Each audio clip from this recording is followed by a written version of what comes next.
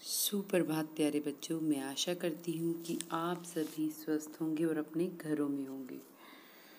तो बच्चों, जैसा कि हमारी हिंदी पाठ्य पुस्तक का पाठ 4 जो कि एक कविता है इब्न बतूता जो है चल रहा है। इस कविता में जो है इब्न बतूता के जूतों का वर्णन किया गया है। अब पहला सवाल ये है कि इब्न बतूता थे कौन? इब्न बतूता एक अरबी यात्री थे, विद्वान थे तथा लेखक थे। उनका पूरा नाम मोहम्मद बिन अब्दुल्ला इब्न बतूता था। इब्न बतूता मुसलमान यात्रियों में सबसे महान थे। इब्न बतूता अपने कदमों से दुनिया नापने वाला सबसे अनोखा यात्री था। तो बच्चों, इब्न बतूता जो थे वे अपनी यात्राओं के लिए जो थे जाने जाते थे। जिनके जूतों का वर्णन करते हुए सर्वेश्वर दयाल सक्सेना जो कि कवि एवं साहित्यकार रहे हमारे हिंदी साहित्य के, उन्होंने इब्न बतूता के जूतों का वर्णन करते हुए एक हास्य कविता लिखी जिसका नाम रखा इब्न बतूता। इस कविता में उन्होंने जो है इब्न बतूता के जूतों का वर्णन किया है। यह कविता एक महान व्यक्ति के विषय में है जिसने अपने जीवन में अनेक यात्राएं के लिए विख्यात हैं।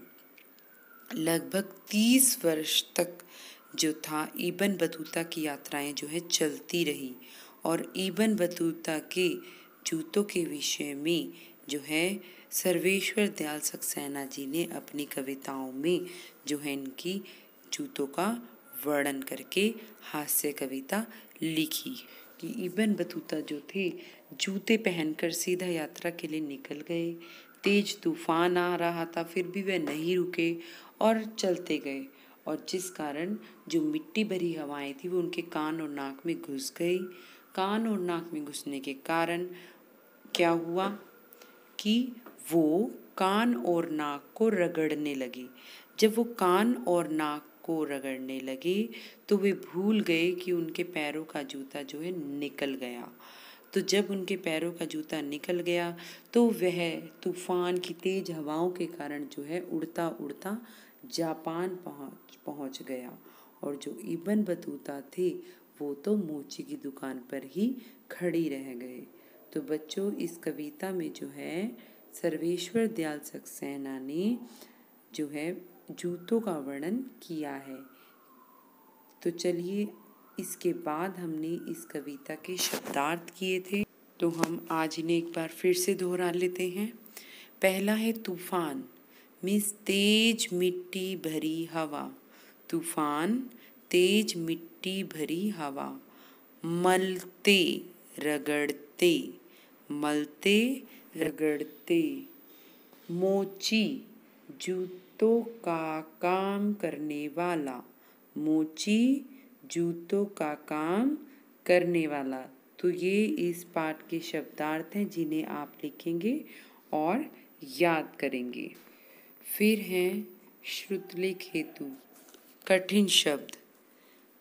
पहला है इब्न बतूता। Ibn Battuta. तूफान, हवा, निकल, जूता, जापान, मोची और दुकान।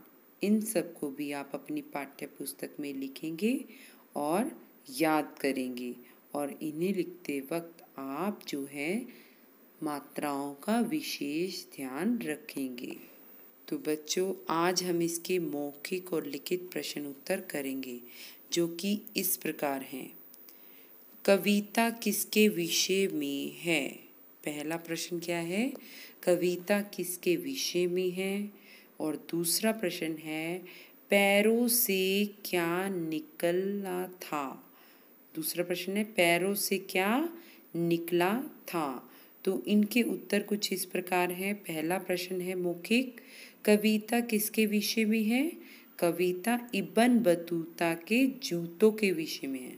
किसके विषय में? इब्न बतूता के जूतों के विषय में है। फिर दूसरा प्रश्न है पैरों से क्या निकला था? तो पैरों से क्या निकला था? जूता। जैसा कि आप सभी ने इस कविता में पढ़ा है, पैरों से क्या निकला था? जूता। तो ये दो इसके जो है मौखिक प्रश्न हैं जिन्हें आप अपनी उत्तर पुस्तिका में लिखेंगे। इसके बाद है इसके लिखित प्रश्न उत्तर। लिखित प्रश्न उत्तर में पहला है, तूफान आने पर हवा ने क्या किया? तूफान आने पर हवा ने क्या किया? दूसरा है, जूता उड़कर कहाँ पहुँच गया था? तो जूता उड़कर कहाँ पहुँच गया था? तीसरा है, इब्न बतूता क्या मल रहे थे? तो तूफान आने पर इब्न बतूता क्या मल रहे थे? यह जो है इसके लिखित प्रश्न उत्तर हैं। तो आप सभी अब इसके उत्तर करेंगे, जो कि इस प्रकार है। पहला है, तूफान आने पर हवा ने क्या किया? तूफान आने पर हवा जो थी वो इब्न बतूता के नाक और कान में घुस गई।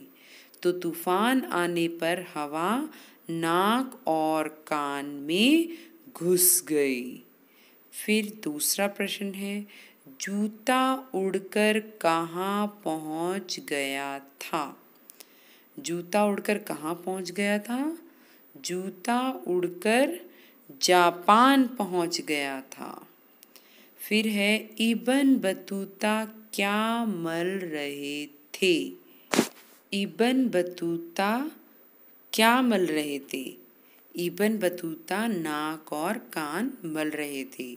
जब तूफान में मिट्टी भरी हवाएं चल रही थी तो वो उनके कान और नाक में घुस गई, जिसके कारण वो अपना नाक और कान मलने लगे। तो प्यारे बच्चों, मैं आशा करती हूँ कि आपको यह लिखित और मौखिक प्रश्न उत्तर जो है ज़रूर समझ आए होंगे। तो आप सभी इन लिखित और मौखिक प्रश्नों को अपनी उत्तर पुस्तिका में लिखिए और सुंदर लेख में लिखिए और मुझे भेजिए। धन्यवाद। आपका दिन शुभ हो।